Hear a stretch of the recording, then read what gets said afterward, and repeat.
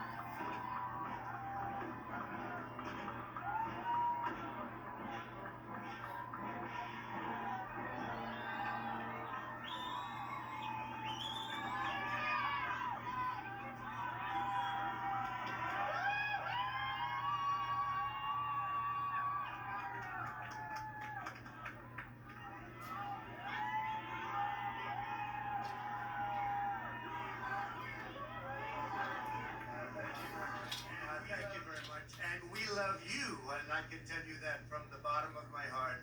This has been an incredible 4 years. We've accomplished so much together. I want to thank all of my family and my friends and my staff and so many other people for being here. I want to thank you for your effort, your hard work. People have no idea how hard this family worked. They worked, and they worked for you. Could have had a much easier life, but they did a fantastic job. I just want to thank all of you, everyone. I want to thank Mark Meadows, who's here, someplace right there. I want to thank Mark. But it's been something very special. We've accomplished a lot. Our First Lady has been a woman of great grace and beauty and dignity. And so popular with the people, so popular with the people. In fact, honey, would you like to say a few words? Being your First Lady was my greatest honor. Thank you for your love and your support. You will be in my thoughts and prayers. God bless you all. God bless your families. And God bless this beautiful nation.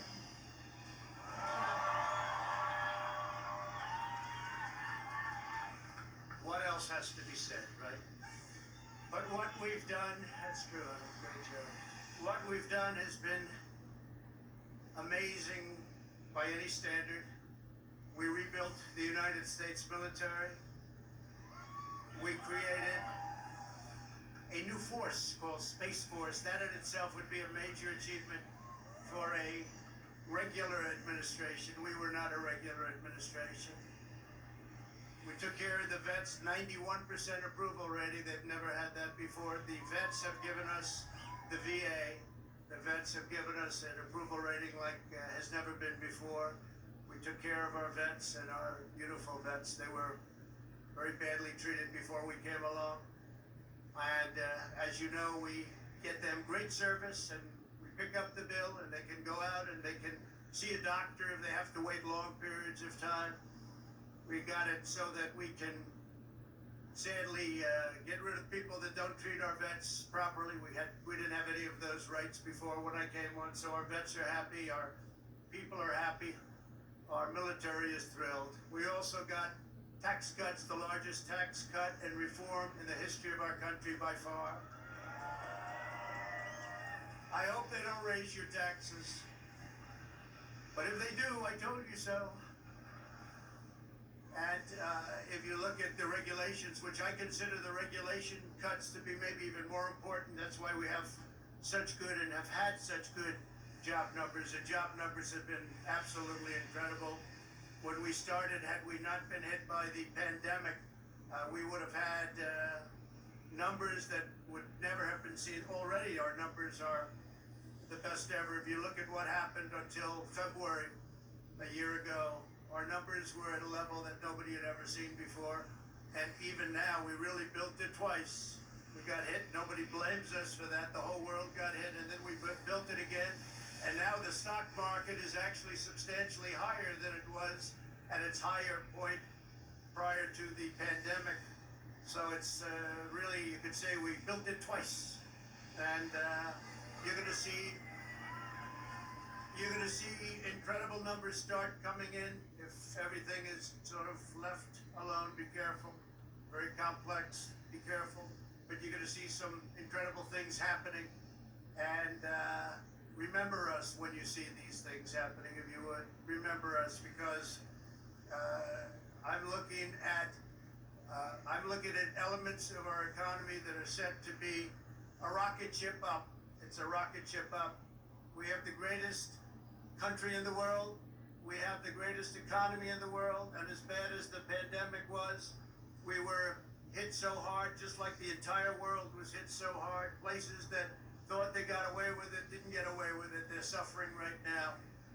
We did something that is really considered a medical miracle. They're calling it a miracle, and that was the vaccine.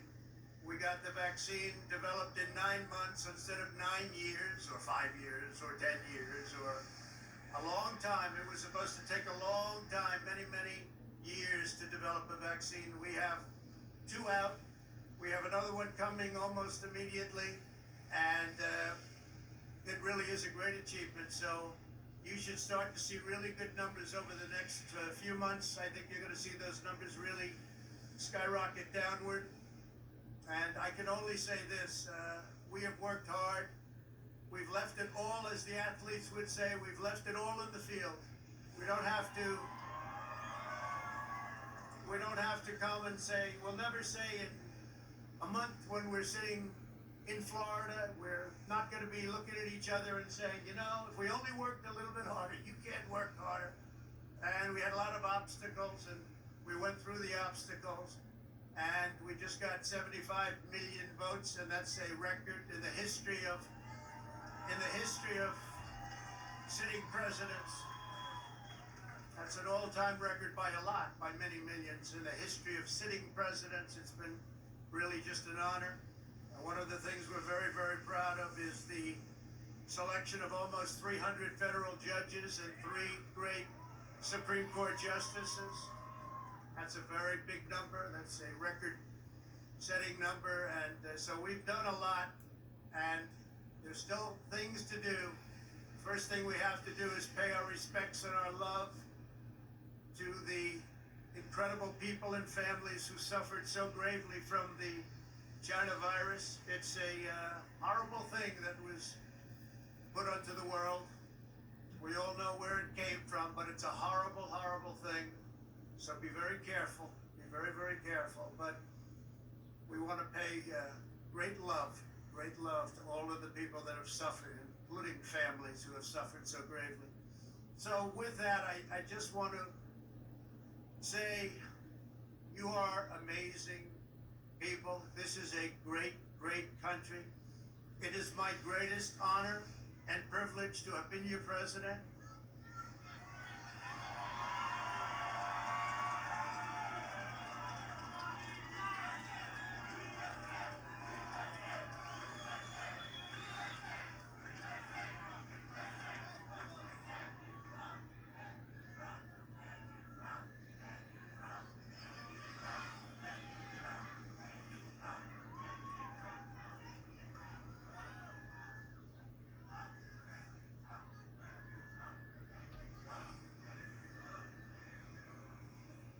I will always fight for you.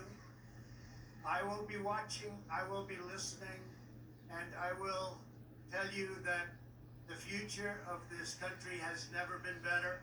I wish the new administration great luck and great success. I think they'll have great success. They have the foundation to do something really spectacular. And again, we put it in a position like it's never been before, despite the worst plague to hit since I guess you'd say 1917, over 100 years ago.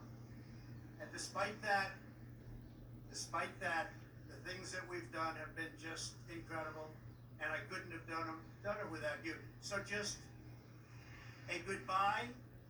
We love you. We will be back in some form.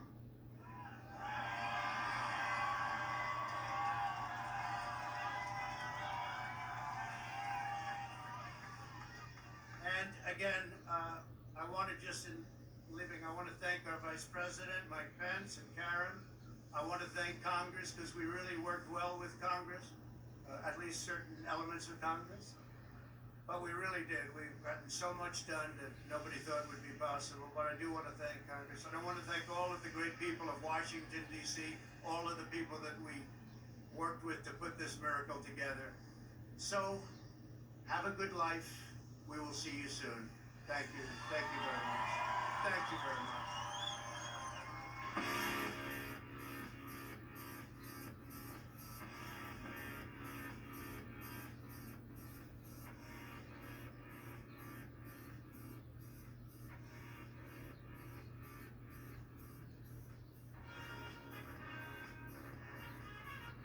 Have a good life, we'll see you soon. A fitting end to the Trump presidency, a speech full of puffery and lies.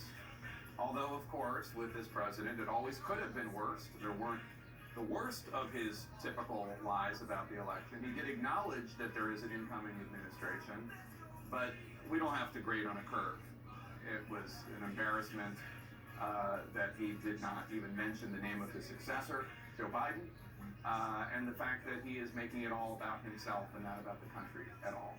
Not at all. And look, this is a president trying to write his own legacy, rewrite his own legacy, put it in the context that he sees it, not in the context of reality. As I was watching, I was thinking, meanwhile, here on planet Earth, here's what's really happening. Not the least of which is on the coronavirus. He talked about the fact that he took credit for the speed of the vaccine. That was the scientists, that was the drug makers who made that happen.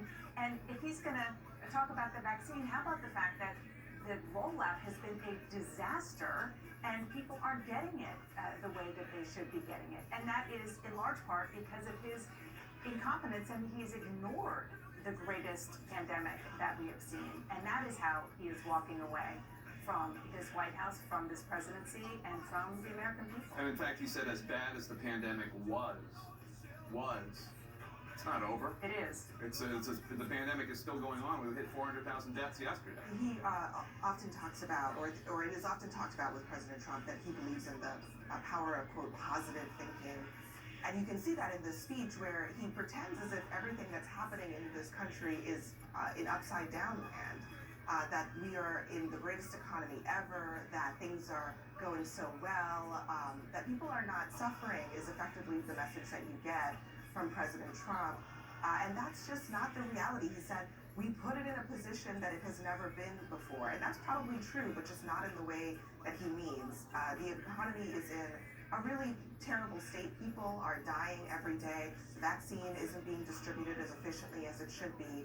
This is the reality that President Trump is leaving, as you see him now boarding Air Force One with Melania Trump to leave for Florida. I also thought, Jake, that it was notable. The very first thing he said was to praise his own family, who he put in positions of government power, another break in tradition, another break in norms in this country. There he is. The 45th President of the United States and First Lady Melania Trump waving goodbye to the country. He leaves with the lowest approval ratings of any president after one term in the history of scientific polling. Melania Trump also leaving with the lowest approval rating of any First Lady in the history of polling, which is a remarkable thing. The plane, Air Force One, will fly them to Mar-a-Lago, and then the plane will fly back without them on it, and that will be the last time President Trump has been on Air Force One. And is keeping with that. Here is President-elect